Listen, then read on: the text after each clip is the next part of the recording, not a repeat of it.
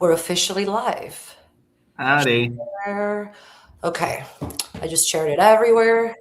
Well, here we are. Oh, I'm handling the tech today, so prepare for all types of issues because we're learning over here how to be the next big streamers.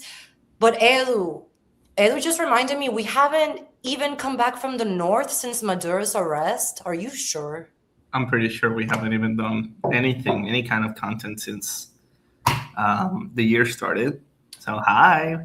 Things have been insane. Thank you guys for bearing with us and not forgetting about us, hopefully. Hold on, let me share this. Okay, so today, I guess Maduro's arrest wasn't strong enough to get me to do what I did today, which was text Edu and be like, dude, we have to talk about this on From the North because I'm like fuming at the mouth. I We feel don't like do the X algorithm is starting to be an issue for me. Like it's about to give me a heart attack. It just keeps showing me this useful idiots spreading their propaganda. well. It's rage baiting. That's how they get engagement, right? They want you to see stuff that's gonna get you enraged, to react to it, and post more content that's gonna enrage someone else. And yeah, we didn't do anything when after January 3rd, after Maduro was captured. I think that we don't do content when we're happy. We do content when we're sad or when we're enraged about something. And today's topic, it's something definitely to be enraged about. So let's get right down to it. Edo is actually on a tropical vacation and has been interrupted by this grotesque display of first world idiocy. And it's just so relevant because really this space from the north started to kind of try to counter these Mhm. paid propagandists, but it's harder because we're not paid. We're not even paid yet. We keep saying that. Hopefully, eventually, we will. But yeah, I am in the Dominican Republic right now on a vacation. Unfortunately, it has been interrupted by what's happening right now across the sea in the Caribbean in the island of Cuba. Not by what the Cuban people have been going through for over half a century right now already, but because of the how do they call the convoy? They have a name for it. What Um, it, they call it Nuestra America convoy. Nuestra America Convoy, which essentially, for those of you who may not be aware, and I'm not sure if anyone's not aware at this point, it's a bunch of useful idiots from the left that are going to Cuba to kind of like protest against what they think it's the embargo of the U.S. that's currently causing the blackouts and the situation in Cuba right now, which is bullshit. It's not really what's happening. It's just part of the propaganda of the Cuban regime, and they're just being useful idiots, paying to it, playing to it. And here we are to talk about it. But So, it's I mean, again, this is like so relevant for us because it's all the useful idiots that we have mentioned before at some point, because this is a network of Western communists who work to whitewash these dictatorships, whether it's the Cuban one, whether it's the Venezuelan one, the one in Nicaragua, Putin, they used to do it in Syria. This is a very, and it's not a new thing, it's not a modern thing. These propaganda trips were a feature of the Soviet Union for its history. Bernie Sanders famously went on his honeymoon to the Soviet Union to return and say that the Soviet Union was great. They've done it in Cuba for decades. And it's the usual suspects. Let's look at this. Oh, well, I didn't mean to start with this one, but I have a little bit of tech issues, as I said. But I wanted to play this video, Elu, because I mean, this guy, and I know I keep talking a lot about him, but I am just so outraged because this is not just any streamer. This is a streamer that has been elevated as the voice of progressives, that has sat down with Bernie Sanders, that has an upcoming sit down with Gavin Newsom, that was a fundamental ally of Zoran Mamdani, the mayor of New York City. This is a player in progressive politics in the US. Um, He shows up, of course, because he's become one of the main faces of this useful idiots movement. And here's what he has to tell us, Edu. I don't know if you've seen this one yet. Understand why Will was saying that about Cuba. It's remarkable. The people's resilience is remarkable. There's like rolling blackouts that take place throughout the day, every day, all around the country, right? 11 million people. But today is a beautiful day out here. It's like 75 degrees, sunny. People are partying. People are partying in the fucking streets. I don't know if it's like an island mindset. I don't know if that has something to do with it. I'm sure that has something to do with it, but like they're just chilling. Like, Oh my god. Yeah, I did see that clip. I think it's important that like we kind of talk about what's currently happening before we address Hassan's very disrespectful comments towards the Cuban situation right now, right? So, what's happening in Cuba? The big headline, what most of the media is discussing, and what these guys are claiming is that Cuba is going through an energy crisis, an infrastructural crisis. Which is leading to massive blackouts throughout the island, and that's causing obviously all series of issues, especially in most vulnerable communities, in hospitals, and so on and so forth. This has started since as a consequence of what happened in Venezuela on January 3rd. And here's what's like kind of not being discussed, I feel, as much, which is that Cuba's energy and their thermal plants and all their infrastructure kind of requires imports of oil, which up until January 3rd were coming from Venezuela. Oil and gas coming from Venezuela, given away for free. To the tune of $68 billion in free and subsidized oil over the last 25 years, according to a recent study. So Correct. That's a fundamental part, because again, these propagandists are there to tell the world that everything that's wrong with Cuba is the fault of the embargo and now the oil blockade. But Edu, I've seen in studies about what's going on with the electricity grid in Cuba, and it seems to be a mixture of communism. They have not done anything to upkeep or maintain the grid that comes from Soviet times, and they don't have free and subsidized oil from Venezuela. Yeah, I mean, like Cuba, since the inception of the Cuban Revolution, Cuba has been a state that's kind of a leech, in the sense that it requires foreign aid to exist, to perdure, and it has been able to get it, because again, people say that there's been a blockade since the Cuban Revolution. No, there's been an embargo, but Cuba could trade with whomever it wanted. That's how it's survived, by handouts from the Soviet Union and Venezuela.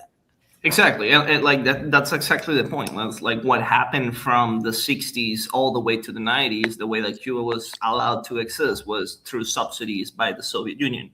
And when the Soviet Union collapsed, Cuba faced its biggest crisis to this point, because the flow of oil and the flow of subsidy just stopped coming from Cuba. Once Chavez takes power in Venezuela in 98, 99, and he starts being extremely friendly towards Cuba, then that flow of oil restarted, and those subsidies restarted, this time coming around from the Venezuelan government. Now that it stopped, Cuba is facing another crisis, and this has nothing to do with the U.S. or any embargo. To be fair, the reason why they're linking these two things is because obviously to the fault of Donald Trump, who always claims to be the one behind everything and doing everything. He said, I'm going to stop the flow of oil to Cuba. So that sounded to the left that they're just blocking anything coming to the island in terms of gas, in terms of oil. That's giving them too much credit, Edu. They have been saying this for decades and decades. Before Trump too, they said that the reason Cuba is not a socialist paradise is because of the U.S. embargo. Yes, but like they're blaming this one crisis that Cuba is facing to the U.S. embargo, and in reality, it's not the U.S. embargo. It's just again what happened in the '90s. The flow of free money and free oil that was coming from Venezuela stopped, and now Cuba just has to rely on its own means, which it doesn't have because it's a communist dictatorship. It's really simple. It's really not that difficult. And in 70 years, they did not create any industry. They didn't do anything to support themselves on their own. And I feel so gaslit, Edu, because that's missing from all of these propagandist videos and posts. You know, it's all for nearly 70 years, the Cuban people have put up with US imperialism. But why does the Cuban dictatorship need the US's help to build the socialist utopia if capitalism is the worst thing ever? This is when I get so frustrated. And it's the hypocrisy of it, because Cuba does receive a lot of investment from private money, especially from Spain, and big like hotel and resort chains that have turned parts of the island into just a summer beach Caribbean paradise for hundreds of thousands, if not millions, of tourists that do go to Cuba every year. This is a big thing actually in Canada. Like we talk about this. We are. I think you are in Canada right now, and you know that's my country. That's where I live. I posted about this recently. Canada's historical role in the Cuban tragedy is shameful because they have, I don't know if you saw when the situation started with the electricity, they were all online saying, whoa, whoa, whoa, what about my vacation? I liked a tweet that said, no, honey, you're going to have to find another misery safari to go on to for the next 70 years. And it's so normalized. I know you're new to Canada, by the way, welcome. But it's so normalized. It's a thing that I've noted ever since I moved to Canada from Venezuela. It's that it's extremely normalized for people here from all group ages, not just boomers. People think, oh, it's just the boomers going to Cuba. No, it's like young people are also going to Cuba because it's so cheap, and it is pretty cheap compared to, like, say, going to Puerto Rico, going to the Dominican Republic. I wonder why it's cheaper. It's cheaper because you're going on a poverty safari and you're staying on a resort on an island that's deprived of everything. So you can just stay at a very nice hotel and a very nice resort, everything included for a week, including the plane tickets for less than $1,000 per person. And if you manage to get out of the resort, you'll find beautiful doctors asking you if you want to spend a night with them, because that's the misery they live under when a place where being a doctor doesn't pay as high as being a prostitute to tourists. This is anecdotal, but I've had from like several people around me who have gone to Cuba, and like they just keep going from Canada because, again, it's so cheap to do that. That when they do go, they like to bring like basic like feminine products or toilet paper or soap, because there are people in the lobby of these resorts that are actually begging them to like give them anything because they can just not find it in their daily lives. And it's very similar to the experience that these people on the convoy, to tie it back to the convoy, are going through right now when they're going to Cuba, because they're not visiting Cuba. They're not like seeing what the real day-to-day situation is like. It's more similar, more akin to if anyone has seen any content from like people who go to Pyongyang in North Korea. You're being taken on a tour sponsored by the government, and the government would tell you where to go and at what time you're going to go. This is not something that I'm speculating or anything. This is something that people like Hassan has been saying online too. I compare it, these are the same people who like to criticize Israel and birthright. This is a birthright style situation, way worse than a birthright style situation. It's a completely managed environment that's meant for the people that are there to come away with it with a very specific idea. And those travelers have no access to opposing views. The journalists in Cuba, like Yoani Sanchez, have been making videos inviting Hassan and all the other useful idiots to come with her to see the real Cuba, because that's not what they're doing. Let's let's see, this is part of what they were doing and they're defending it. Now they're saying that, what's the problem? Cubans just want to have fun. Oh, okay, here we go. This is, I mean, I think already knew this band. I didn't know it. Yeah. Yeah. Look, this is how they're saving Cuba. This is hours before the electricity collapse. These are not Cubans. Now they're trying to say that the Cubans were loving it. That they were there enjoying with the gringos. Yeah, yeah. That's the thing, right? It's like that's what the government allows them to see, and it's a paradise, right? It's a paradise of look how we have fun, look how we have concerts, look how we are a normal country. But like you see people in the audience, they're not Cubans. They're people with all part of the convoy. How come there's an energy crisis? It's killing people in the hospitals, and they're having a concert midday with like full sound, full music, right? So that's like part of the problem. It's seen on that video. I knew that band. I really like that band. That's the sad part of it, at least for me, right? Oh God. They are an Irishman, and they made a name of themselves first in Ireland, because and I think this is something positive that they started doing is that they started rapping in Gaelic, in like native Irish language, as a way to like kind of rekindle that flame of national identity, of having their own language. I've noticed that this Irish people, because of this topic, are under the umbrella of Castro Chavismo propaganda, pro-Palestine. Yeah. Because of the Irish independence issue, they're against the West. Yeah, and it's something that's I've noticed too, is that particularly the Irish left tends to be like under this umbrella of like people are calling it anti-US imperialist left, because even people from the left themselves, they're starting to differentiate or trying to differentiate themselves from these types of people. Unfortunately, because again, all I see is that Hassan is going to sit down with Gavin Newsom, who's the presumed Democratic candidate. So that's what I'm getting at. Like, unfortunately, like this is like the mainstream left's, at least like figureheads in the first world. He was at the Vanity Fair Oscar party, Edu. No, I have too much to drain. This man was at the Vanity Fair Oscars party days before going on this convoy to Cuba to say that. And here's what I want to say. People were talking about the clothes that he was wearing, Hassan, and the glasses, and then they started defending him because now they have this, they like to mock and say, oh, if you're a socialist, they don't expect you to wear clothes.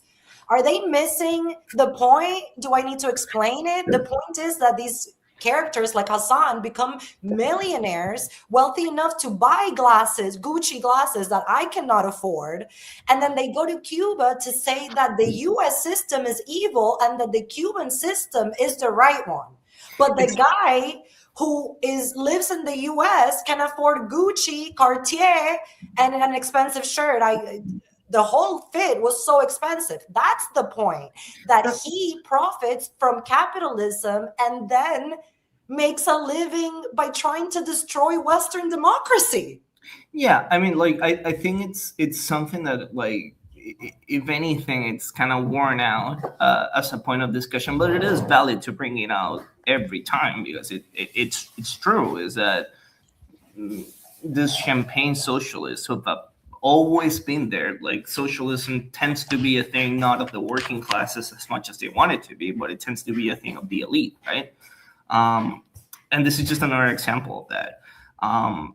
What I was trying to get at is that these evolution of the leftist discourse, it just comes after a vacuum of ideology after the collapse of the Soviet Union, after the end of the Cold War, which is, well, who do we support now if there's no Soviet Union? So the left, or the mainstream left, has turned into just being anti-US regardless of anything. That's why these are the same people who are, yes, sure, they're standing for Palestine everyone should be standing for Palestine. Yeah, sure, like they're pointing out the things that Trump is doing. Everyone should be pointing out these things that Trump is doing. But at the same time, why are you defending the Iranian regime? There's nothing socialist about the Iranian regime. It's a theocratic far right dictatorship. But just the mere fact that they stand against U.S. imperialism Well, just makes talking them about valid enough for them that, to defend. I wanted to show this because they don't even hide it anymore. I'm sorry. God, I have issues. There we go. They're not even hiding it anymore. This is one of the leftist influencers in the Useful Idiot Convoy. And look, he went to visit the North Korea embassy in Havana. And he says 2 nations under imperialist siege join diplomatically as they struggle against decades of U.S. violence. So, I mean, I guess is North Korea the socialist utopia? It as long as it calls itself social. Like again, it doesn't even have to call itself socialist. It doesn't even have to be socialist. As long as you're an enemy of the United States, you are going to be defended by the anti-Western imperialist crowd, which is just what like the loudest voices on the left are currently. Not only Hassan was there, Code Pink was there. We know them. We've talked about them many times in our, He our, was, our here we conversation. go. He was there photographed with Jody Evans, who Fox News has a great report out today showing finally we're getting some light into this issue that nobody has been paying enough attention to, is people who are destroying Western democracies from within Western democracies and are allowed to do so. Jody Evans is married to, what's his name? Neville Singham, and he is the billionaire tied to the Chinese Communist Party who finances the People's Forum New York City, who was in Cuba a few days ago and then went to Venezuela after going to Cuba. And she is the co-founder of Code Pink. So this is the Code Pink People's Forum, pro-Palestine cause, Cuba, Venezuela, pro-Russia against Ukrainians, pro-Ayatollah against Iranians. It's all together, and here you go with the left's dreamy boy Hassan and this woman. Code Pink, unfortunately, they're not news to us. They are known to those of us of the Venezuelan people in Syrians exile too. and those in the country, because Code Pink was part of the group that forcibly took over the Venezuelan embassy in the U.S. during the 2019 situation with Juan Guaido and the interim government in Venezuela. Also there, the daughter of Ilhan Omar. Oh, yes. Wait, I got a picture of her too, because Ilhan came out saying, a lot of people were saying, is that her? And then Ilhan Omar, who's a member of the Democratic Socialists of America. Again, this is not just the fringes. This is not a wing of the Democratic Party. And here she is. I forget her name, Isri. Here she is farming. This is another of the ridiculous things that they did. They took these first worlders to a green field, because Cubans know that there are no farms that produce anything in Cuba, and you're not allowed to do it independently without the regime being your boss about everything that you farm, whatever. But there she is, the daughter of Congresswoman Ilhan Omar, who has come out and saying she's so proud of her daughter for standing against U.S. imperialism and going to cosplay as a communist farmer in Cuba. Let me tell you, I think the optics of this are not turning the way that they thought it would. It's cringe. It's very cringe. Everything that they're doing. It's no different from like doing tourism in Pyongyang and like following again like the regime's agenda of showing you what they want to show you. Here they're on Mystery Safari. The images are wild.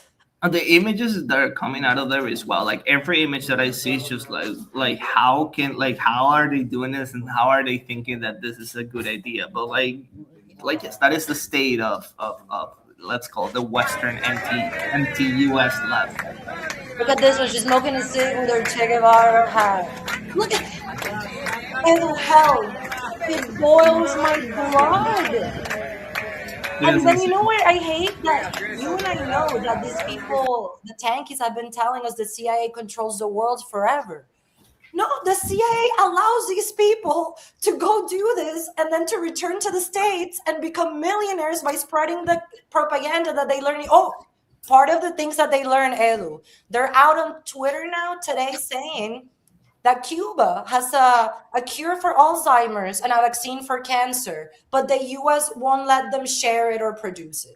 That is like it's like an old myth that's been going around forever. But like all this is coming back alive, like stronger than ever now that they're there. And honestly, it's quite ridiculous. It's quite ridiculous. But like again, it's the absolute state of the left right now, at least like the vocal left. But again, I think that what's important is that we make the point that no one else is making, not just these guys that are the freaking clowns that are in Havana right now, but like no one in the media is talking about this. It's the reason why Cuba is going through the situation that it's going in right now. It's because the flow of free oil from Venezuela stopped. And this is a topic that for us And Venezuelans is because communism does not work. This obviously, is like obviously, yes. In the big scheme in of all the things, headlines, Edu, it'll be like all the mainstream outlets are like Cuba in darkness because of Trump blockade. yes, obviously That's the headline. the big picture is that communism doesn't work. It doesn't take like more than three neurons to figure that out. No, but clearly it does. Well, Clearly it does. people are stupid. People are stupid, and entitled people are the most stupid. But like, what I really want to get across is that Cuba, it's a parasite state. It can only exist as a parasite state.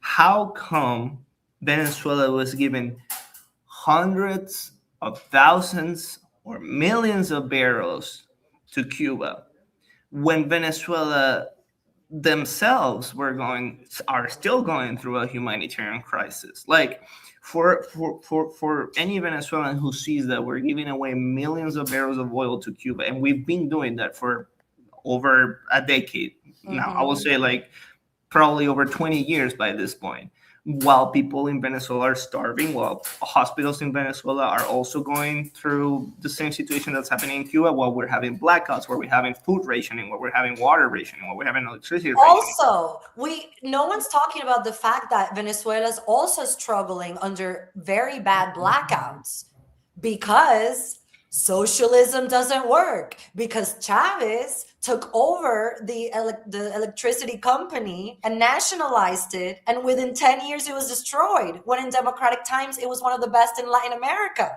And Or there's oil in Venezuela. or the oil industry. Like Venezuela is a country that was used to produce upwards of 3-4 millions of barrels of oil per day. Once it was taken over by the regime, not nationalized like the people say, the oil industry in Venezuela has always been nationalized. But once they kicked out of the technical people who made careers in the oil industry, and they just put cronies who were loyal to them in the industry, Venezuela can barely produce 1 million barrels of oil. And that's not even getting into our refining capabilities, which are being shattered over these last 20 years.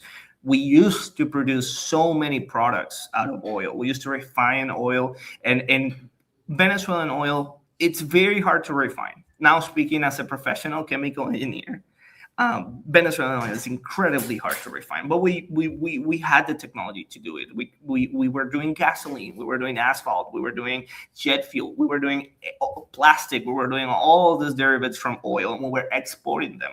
Now Venezuela has to import gasoline from Iran and from Russia to be able to fulfill the demand of gasoline in the country, because we're not, our refineries are on the ground, and that didn't happen because of an embargo, that didn't happen because of sanctions, that happened purely out of mismanagement. It's the Same same situation. story, Ew. In all these countries, Iran, Venezuela, Cuba, Nicaragua, they blame sanctions and the US and the West for the failure of communism, socialism, tyrannies. You know, It's How do we fight against that? Sometimes I have it's a the friend who says, boogeyman. I support the removal of the embargo just so they can stop freaking But they justifying everything won't. with it. But they won't. They will find another reason to complain about it. It's the boogeyman. They need a boogeyman in order for their ideology to make sense. Because on isolation, it just doesn't make sense. It just doesn't stand for itself. There always needs to be an enemy. There always needs to be a boogeyman. It's for Cuba. It's always been the embargo, right? For Venezuela, it's always been the U.S. and their sanctions. Even though the dates don't add up, we've discussed this so many times, Yeah. it's tiring, right? And But for those, we have a video that really goes through that, especially about Venezuela, explaining why sanctions are not to blame for what's going on there, because that is the go-to propaganda point. But it's important to realize that has been a financed propaganda effort. I mean, Cuba really focused on, and they were smart to do it because that's how they've survived. They invested just like Chavez in international propaganda, making these connections to all these international groups that have the overlap of hating the West with them. And today they are getting their investment return. They were not prioritizing feeding the Cuban people, but they were spending and organizing hard in propaganda efforts. And by the way, that is how Venezuela fell, yeah, like Cuban propaganda. Because this is one of the things I wanted to talk about, that one of the kneecap performers came out saying Cuba is not a threat. When was the last time Cuba invaded a country? Oh, honey, how much time do you have? yeah. I mean, it's just ignorance, like straight up ignorance to say that Cuba, like, it's known for having invading countries such as Angola, for example, as Venezuela, for example. They tried, but what a lot of people don't know, that I shared it in the 60s. Fidel tried to invade Venezuela militarily. Yeah. And he didn't manage to, so then he invaded through the ballot box. But that's what I told the kneecap guy. Oh, as a Venezuelan, let me tell you the last time Cuba took over a country, because it Yeah. cost us, again, nearly $70 billion in free and subsidized resources to Cuba while Venezuelans starved. And this is not just like, conspiracy or like back end channels type of situation. Let us remember that when Maduro was captured, the presidential guard, like the innermost like circle close to Maduro that fought against the U.S. Marines who eventually took them, were not Venezuelan; they were Cubans That's how they paid for all that oil we gave them. with intelligence services, with propaganda services. By the way, speaking about that, Pablo Iglesias, one of the major, exactly, leftists of the world. He was the leader of the far left party Podemos in Spain. Here he is hugging dictator Diaz-Canel. They also sat down for a talk that I shared on my ex, where Diaz-Canel starts bragging that only 32 Cubans were able to stop a U.S. elite force. Again, the gaslight. Stop Because the what? 32 Cubans came back in shoe boxes and Maduro's in prison. So what? Stop what? What did they stop? They didn't stop anything. Maduro is in New York. They didn't get a single U.S. Marine out of in that operation. I think they were talking about that. I think he meant that they almost got one because they almost They killed the almost got pilot. one. They injured a pilot, and that's it. And the U.S. just managed to take the president of a sovereign nation. Like, yeah, right. You didn't do shit. Can we curse? Are we allowed to curse in the stream? We're allowed to curse on you. I think so. We don't know. Okay, okay. They didn't do shit. They didn't do shit. So yeah, again, like it's cringe. It's concerning. I don't think it's playing out the way that they wanted it to, just because it's so cringe. And it's so obviously staged that it just looks fake. But again, it's important that we have these spaces where we can just discuss It's so important. I just tweet like we have been saying this for years now, but this year has really made clear how Iranians, Venezuelans, Cubans, Nicaraguans, Ukrainians, we are on the same side Yeah, of a fight against anti-Western democracy propaganda, and the yep, other side has money behind it. yep, Lots of money and organizing behind it that we do not have. yeah. I mean, how is it possible that a character like Hassan, has such a platform to speak about our tragedies and there's nothing to counter it? I mean, and again, people tell me no one cares about Hassan. Stop gaslighting me. This is a major Yes, figure in the democratic movement. Let's say the progressive movement, because I know he's always talking shit about the yeah. Democrats, whatever. But at the end of the day, the Democrats sit with him and consider him, and people like Hassan and Ilhan Omar are a wing of the Democratic Party. I read something interesting. Before, they were the fringes. They have moved on to being a wing. They're most definitely a wing of the Democratic Party, and they have been. I would say, it always come in the. I would say the last two primaries that the Democrats have. The runner-up is it's not another liberal guy. The runner-up is The a mayor liberal. of New York City is part of the Democratic Socialists of America, who are completely embedded in this network of anti-Western democracy propaganda groups that we have been talking about. Yeah, and I think it's detrimental to the Democrats themselves, because they have built such a big tent to kind of, especially lately, to kind of fight against Trumpism. A big tent, but they That canceled anyone who said the wrong thing in 2019. yeah, So but it's a big the, tent that kicked out Al Franken for a joke about boobs in a picture, but has Hassan who says America deserved 9/11. So I am not identified. Like, I have nothing to do with that. no, like absolutely not, and it's to their detriment because this tent is so big that it's like, yeah, let's have everyone in, but when you're having people this radical and against, like, we're not just saying like, yes, Hassan is never, hopefully, I pray to God that he's never going to run for office, but yeah, you do have characters that are in the DSA, and the DSA is such a horrible organization. It's something that shouldn't exist. It's a hateful organization, and they're just main voices in the They have a Democratic. complete, I don't know if you saw a video of one of the chapters of the DSA. It was like three, of course, white woke guys talking about how they should bomb Miami and LA to get rid of the Cuban and Iranian diaspora. And this is what their topics of conversation are, and they are progressives. Well, Hassan himself has made attacks on Twitter to the Iranian community in Toronto, one of the biggest Iranian diaspora communities across the globe. I've met many incredible people from this community throughout my years living in the city, and it's just enraging, and it And the comes back. Cubans too. And he went to Cuba. Now he's saying, "Oh, the good Cubans are here. All the horrible Cubans left." So again, it's the same thing. The hatred against the diasporas, because we represent a truth that they do not want shared. So they're literally saying we are progressives and don't listen to these diasporas because they're fascists, and listen to me. It's PC racism.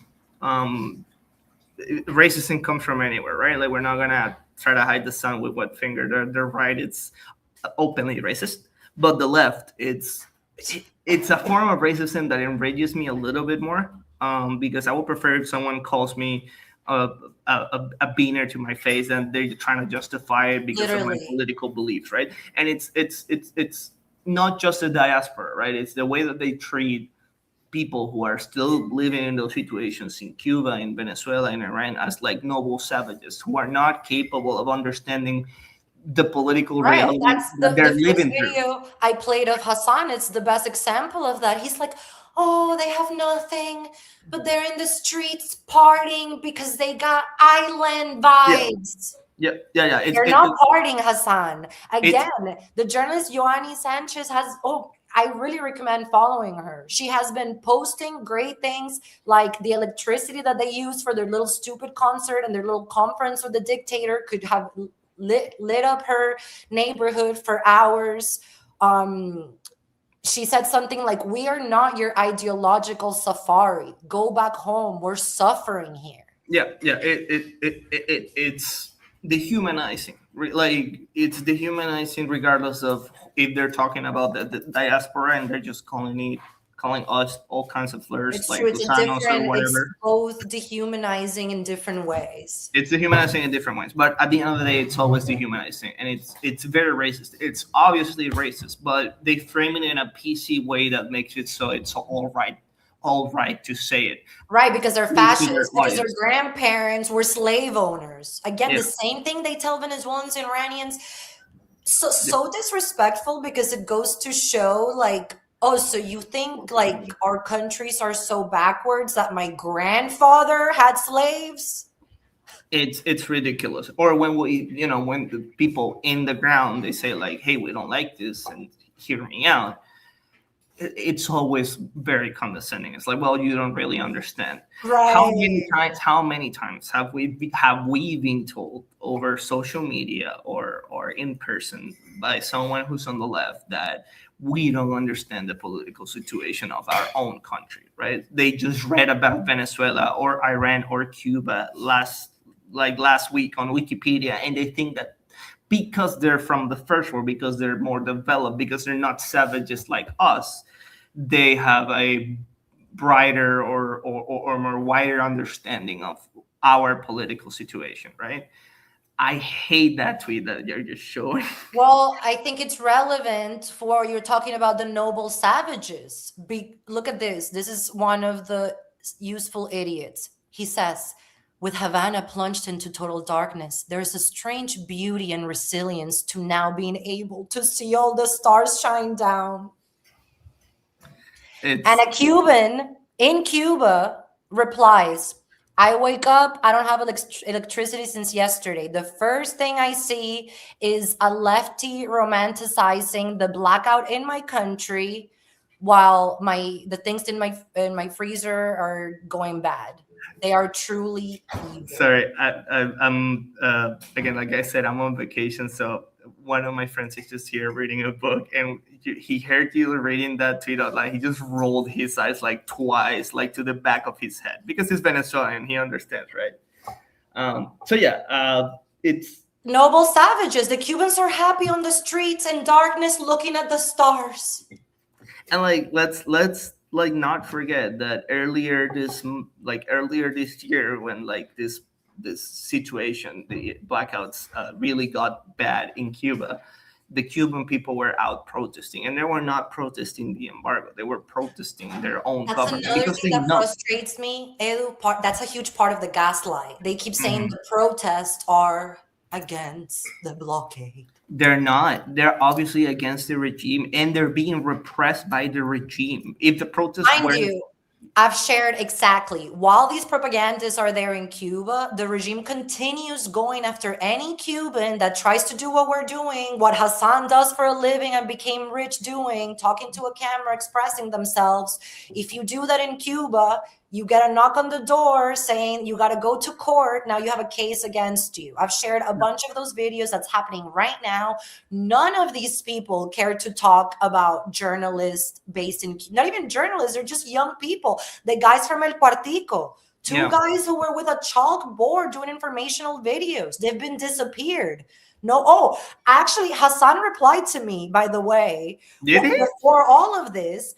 He was going on about his propaganda, and I said something like, Hassan will not talk to you about the guys from El Cuartico. And again, the gaslight, he replies saying, oh, so we should starve and kill the island. But it's why we? The responsibility always and ultimately lies with the Cuban regime. And that's what if there's something that I would like people to take away from this conversation today, it's a reminder. Like, yes, like we are obviously mad at all these useful idiots, but the big takeaway here is that the fault of this is not with the US, it's not with Donald Trump. You may not like the guy. I detest the guy. But the fault doesn't lie with him. The fault lies with the Cuban dictatorship. And saying anything else, it's a disservice to the truth. It's a disservice to all the victims of the Disinformation. Cuban dictatorship. And again, you can disapprove of Trump's policies right now, but you cannot start telling the story of Cuba from the moment the Trump administration started an oil blockade. It's just disinformation. Or even before, like yes, exactly, like you cannot see the world through the lens of the United States, and the fact that you don't like your government, the fact that you don't like what the government is doing all across the globe, which is completely valid, doesn't make it so every US's enemy is your ally. It doesn't work like that. You cannot seriously be pro-Iranian and call yourself a leftist. That doesn't make sense. That doesn't compute. You cannot seriously be calling yourself the man or the woman or the they them of the people if you are not standing with the people and you're standing with the regime that's oppressing the people in Cuba. So that's the main thing.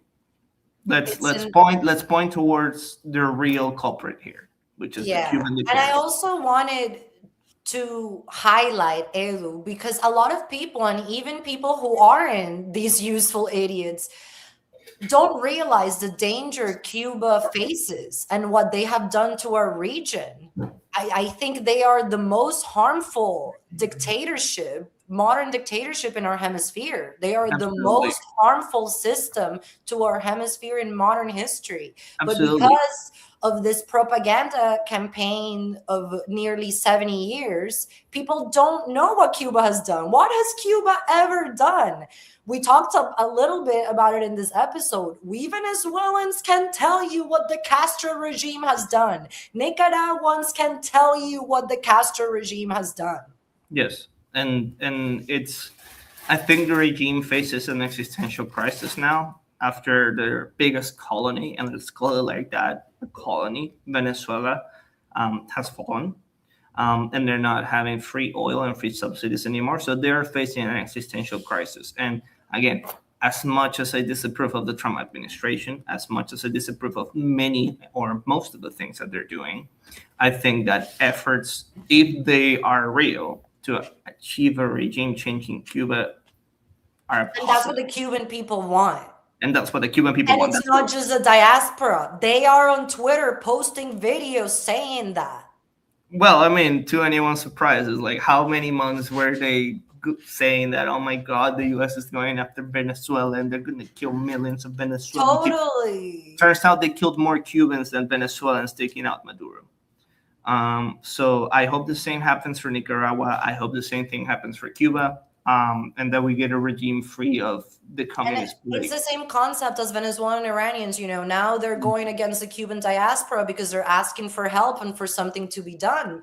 And yes, for a Westerner, this might be a crazy position to take, but don't think that people are just evil fascists. Think about why they think that's the only resource they have left, because they have been protesting for decades and getting killed, imprisoned, and exiled on the streets. That's so, exactly for example, it. people in Iran,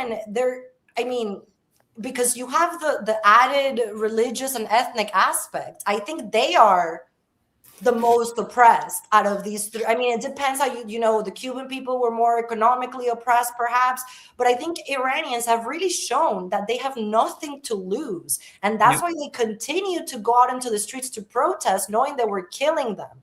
Because I read a quote from an Iranian that said something like, imagine we think our only hope is bombs falling from the sky. Yes, because maybe they'll be killed, but maybe their children will have a future, their grandkids. Now, I'm not saying that's the right approach to what's going on in Iran, but understand why people are saying this. And it's not just because they're paid CIA agents. It's because we understand that it's the only way out. It's the only way. It's the only way out. And I think it says a lot about these people that they're more comfortable allowing people to continue to suffer under a dictatorship than the possibility of the U.S. doing something about it. Well, the other horrific take that they keep saying is that, well, what about us Americans? Who's going to overthrow our dictator, Trump? I don't even want to address that. Comparing, and again, the US is going through a lot of difficult times. Trump is doing a lot of questionable things, but the US is over here in terms of authoritarianism, and the countries we're talking about are out of the frame. They're completely out of the frame, and you should be worried about what's happening in the U.S. That doesn't mean that you get to ally yourself with Iran or Venezuela or Cuba. I'm looking at the time. I think it's about time we cut it out. It's nice to be back. We should be doing this more often. We always say that. Yes, no, we will. Now I'm a professional YouTuber, so I don't have my day job anymore. So hopefully we can do more of these. But like we say, it's annoying that we get accused of being CIA agents or whatnot when we're just regular people with a camera trying to combat this misinformation from powerful people who have way bigger platforms than we do, and then somehow we are the powerful slave owning CIA agents and Yeah, not Hassan.